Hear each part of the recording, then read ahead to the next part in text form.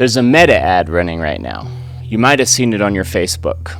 2 passports. One of them is just an outline. No countries, no eagle, no seal, just the shape of a passport. And the caption says, "What if the chaos doesn't stop?" And it's getting a big response. A lot of people are curious. A lot of people are clicking on it. A lot of people are signing up to the newsletter it connects to. People keep asking me about it, and I should know, because it's mine. So let's talk about it. Here's what's happening out there. Nearly half of Americans say they want dual citizenship. 2/3 of people under 35. One citizen advisory board reported a 400% increase in American clients in the first few months of 2025. That's only going up. Another said they had to open 9 new U.S. offices. 3 or 4 years ago, they had none. And then in December, a senator from Ohio introduced the Exclusive Citizenship Act, a bill that would force every American with dual citizenship to pick one and ditch the other within a year. Miss the deadline and you're deemed to have voluntarily given up your American citizenship. Even if you got that second passport at birth. Even children. His line was, if you want to be an American, it's all or nothing. The thing is, plenty of powerful people, including in the government, have dual citizenship.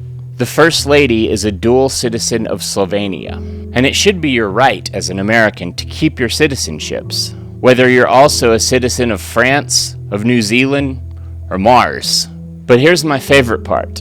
The senator who wrote it, born in Bogota. He came to the States from Colombia and gave up his citizenship along the way.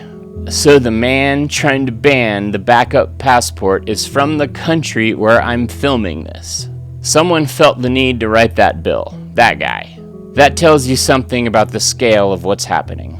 So what changed? Nothing is broken about the American passport. It's still near the top of every ranking on the planet. What changed is a feeling. The thing that Americans always assumed that institutions hold, that the basic architecture of the place doesn't change overnight, suddenly feels less solid than it used to be. It's a psychological shift, and it's growing.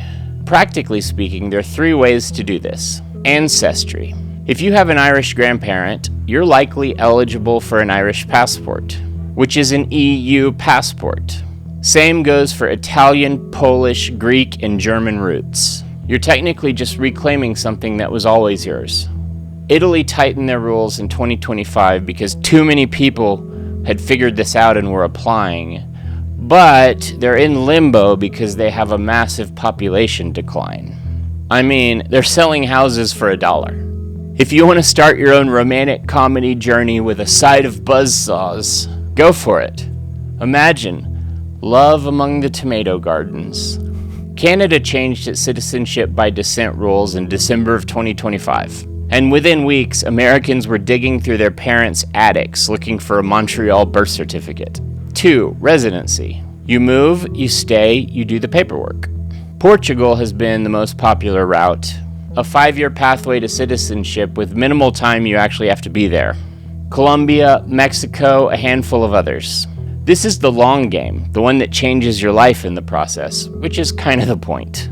Stephen Bartlett from Diary of a CEO opens every episode telling you how many people watched versus how many people are subscribed. His team studied that for a reason. So I looked at my numbers, and let's just say, I don't even know where to find those numbers. You know how McDonald's spends millions of dollars finding the perfect location and then Wendy's builds right across the street? That's me right now. I'm Wendy's. So until I have real ads, I'm gonna make my own. But give a dog a bone. Subscribe. 1 subscription and I make tomorrow's video with no bags under my eyes. This is the Edward effect. It's like the butterfly effect, but with Edward.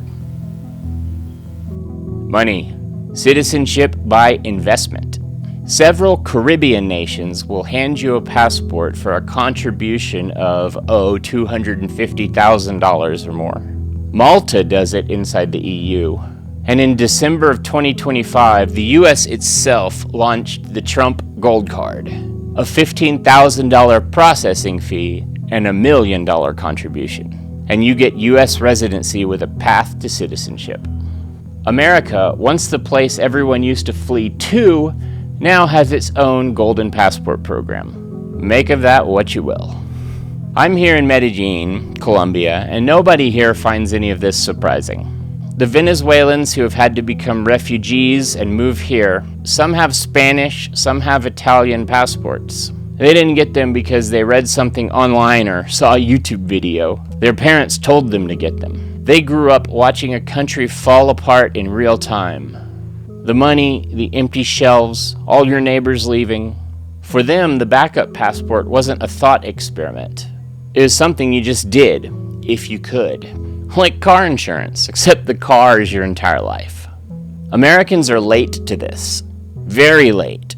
For generations, America was the backup plan. The place you fled to when your country stopped making sense. And now Americans are doing what their great-grandparents did, just in a modern way, scanning Ancestry.com, writing checks to Caribbean governments. Some of that I recommend avoiding because, offshore banking is fishy. I'm not proposing to get involved in that. But everywhere in the world, they're sitting across from notaries who've seen it all and are thoroughly unimpressed. I know that notary. I've sat across from her. I'm proud of my American passport. Whatever stamps I collect along the way doesn't change that. I'm in Medellín because this life makes sense to me. Right here, right now. Not because America stopped making sense. I go back all the time. I keep every tax filed and every box checked, and I recommend you do the same. I just love different cultures, traveling, seeing the world, and designing a life that allows me to do that. Most of these companies who are running these ads are in the exit business. I'm not.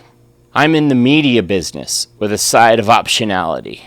For some people, exits matter most, and I talk a lot about that here and in my newsletter, A Texas Nomad. For others, it's information. Knowing is half the battle, as we all learned from G.I. Joe. The more you know, the better. And a lot of us people are just curious, and curiosity is one of humanity's best traits. Maybe not for cats, but for us. But what I keep coming back to is simpler than any of that. The most valuable thing about having options is what they do to you before you ever use them. They change the quality of the decision you're making every single day about where you are and how you're living. Will the chaos stop? I don't know, and neither do you.